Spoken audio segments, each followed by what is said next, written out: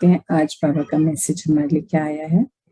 बहुत सुंदर अभी सुबह की हमें बाबा ने जो भी बातें बताई हैं, हमने से सब लोगों के आंसर्स होते हैं उसमें क्वेश्चंस के, जो हम लोग बाबा से दिन भर करते हैं। अभी देखते हैं आगे हम। बाबा कह रहे हैं, बच्चे हर सेकंड आप पिता की याद में रहते हो? पूछ रहे हैं बाबा, हर सेकंड आप पिता की याद में रहते हो? बच्चों ने कहा हाँ बाबा। आज आंसर भी दिया साथ में, कोशिश तो पूरी कर रहे हैं। बाबा पूछते हैं, बच्चे हर सेकंड आप बाबा की याद में रहते हो? तो आज बच्चों ने आंसर दिए, हाँ बाबा कोशिश तो पूरी कर रहे हैं। फिर बाबा कहते हैं, देखो बाबा जानते हैं कि बच्चों ने अपना अटेंशन पहले से बढ़ाया है। बाबा देखो हमारी पूरे पूरे दिल की बातें बाबा करते हैं कि वो कह रहे हैं कि मुझे पता है कि बच्चों ने अपना अटेंशन बढ़ाया है पहले से, परंतु समय क्या कह रहा है, बहुत तीव्र गति से आगे बढ़ रहा है। बाबा कह रहे हैं पर आप बच्चों को ध्यान होना चाहिए कि समय बहुत तीव्र गति से आगे बढ़ रहा है, अर्थात इस कल्प की संपन्नता की तरफ जा रहा है। विकल्प समाप्ति की ओर है ना, हम लोग को सबको पता है। तो बाबा कह रहे हैं इस कल्प की संपन्नता की ओर जा रहा है। तो बाबा कह रहे हैं आप बच्चों ने पुरुषार्थ बढ़ाया तो है अपना, परंतु समय संपन्नता की ओर जा रहा है। तो हे बाबा कहते हैं, तो हे समय के रचयिता, बाबा कह रहे हैं हे समय के रचयिता, अपनी रफ्तार समय से तेज करो। बाबा कितना सुंदर बोल रहे हैं, समय के रचयिता अपनी रफ्तार तेज करो, समय से तेज करो, ताकि समय के संपन्न होने से पहले आप संपन्न हो जाओ। बाबा कह रहे हैं कि बच्चे तीव्र गति से आगे बढ़ रहे हैं, अपने पर कार्य भी कर रहे हैं, पर फिर आगे कहते हैं कि आप सब क्या हो, समय के रचयिता। तो बाबा कह रहे हैं हे समय के रचयिता, अपनी रफ्तार समय से भी तेज करो, ताकि समय के संपन्न होने से पहले आप संपन्न हो जाओ। इसके लिए हर घंटे अपनी चेकिंग करो। बाबा ने चेकिंग के बहुत से पॉइंट्स हमें बताए हैं ना, हर दिन बताते हैं बाबा। तो आज बाबा उसी पे और एक रोशनी डाल रहे हैं, कह रहे हैं हर घंटे अपनी चेकिंग करो कि मैं कितना, चेकिंग भी क्या करनी बता रहे हैं, कि मैं कितना % शिव पिता की याद में रहा। अपनी ये चेकिंग करो कि मैं, मतलब बाबा कह रहे हैं हर घंटे, आप जगह भी तो हो, दिन का समय है, तो आपको हर घंटे अपनी चेकिंग करनी है कि मैं कितने समय उस बीते हुए 1 घंटे में बाबा की याद में रही, शिव पिता की याद में रही। और यह भी चेक करो कि क्या मैं पिता का दिल पसंद बच्चा हूँ। बाबा कह रहे हैं ये भी फिर चेक करो साथ में कि क्या मैं पिता का दिल पसंद बच्चा हूँ। और ये कैसे चेक करना है, अगर हम बाबा की श्रीमत को फॉलो कर रहे हैं, हम सभी जानते हैं, तो हम बाबा के प्यारे हुए ना, सबसे न्यारे बाबा के प्यारे। तो बस यही चेक करते हुए अपने आप को, जहां जहां कमी आ रही है उसे चेंज करते जाना है। जब कम टाइम में अपने आप को चेक कर लेंगे तो कमियां इतनी होंगी नहीं ना, वो फटाफट चेंज होती चली जाएगी। और जब सारा दिन एक साथ बैठते हैं करने के लिए, तो कई बार कोई एक आधी चीज स्किप हो जाती है, रह जाती है, और जो फिर रह गया फिर वो पेंडिंग में चला जाता है, रह ही जाता है। तो बाबा इसलिए कह रहे हैं कि आप लोग हर घंटे, एक घंटे में अपनी चेकिंग करो और फिर उसको चेंज करते जाओ। आगे बाबा कह रहे हैं, जिस बच्चे ने हर पल बाबा को अपने दिल में बिठाया होगा, अर्थात एक पिता दूसरा न कोई, बाबा कहते हैं दूसरा कोई भी संकल्प न हो, यह ही परमात्मा पिता का दिल पसंद बच्चा होगा।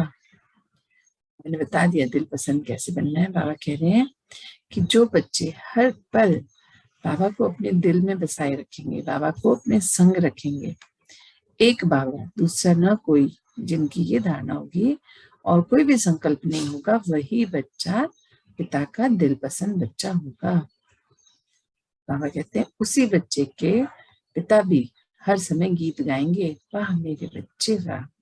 मतलब ऐसे बच्चों के गीत बाबा भी गाएंगे जो बच्चों के दिल में सिर्फ बाबा है, दूसरा और कोई नहीं, कोई संकल्प नहीं, कुछ नहीं, सिर्फ पिता की श्रीमत और पिता।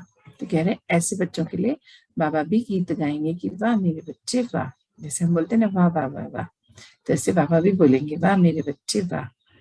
फिर आगे बाबा कह रहे हैं लास्ट में, देखो लौकिक में भी जो पिता के काबिल और सपूत बच्चे होते हैं, पिता उन बच्चों को ही तो अपना हमेशा याद भी रखते हैं और सोचते हैं कि मेरे जाने के बाद मेरा सारा कारोबार मेरे सपूत बच्चे ही करेंगे। होता है ना, लौकिकता में भी तो यही होता है। स्थूल जगत में क्या होता है, माँ बाप के 2-3 बच्चे हैं तो ये नहीं देखते कि जो सबसे बड़ा है सब कुछ उसको सौंप दें।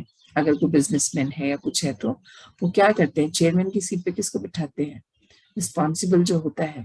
एज नहीं देखते, कौन रिस्पॉन्सिबल है, कौन हमेशा पिता के कार्य के काबिल है, जिसने बाबा की अपनी बात को माना, हर बात देखा, सीखा उनसे और उनके कदम से कदम मिला के चले, उन्हीं की बातों को मानते हुए कार्य किया। तो वो भी देखते हैं कि सपूत बच्चा ये मेरे अनुसार चला है, इसने सीखा है कि मैंने कैसे अपने कारोबार को स्थापित किया और आज 0 से यहाँ तक पहुंचाया है, तो ये बच्चा जरूर इसको और आगे लेके जाएगा। तो उसको मेन सीख देते हैं। तो बाबा कह रहे हैं वैसे ही अपने बाबा के सपूत बच्चे बनने के लिए, मतलब जब पिता लौकिकता में जो चीज है वैसे ही बाबा बता रहे हैं कि इसी तरह, इसीलिए इस तरह आपको भी फुल अटेंशन दे अपनी चेकिंग करनी है।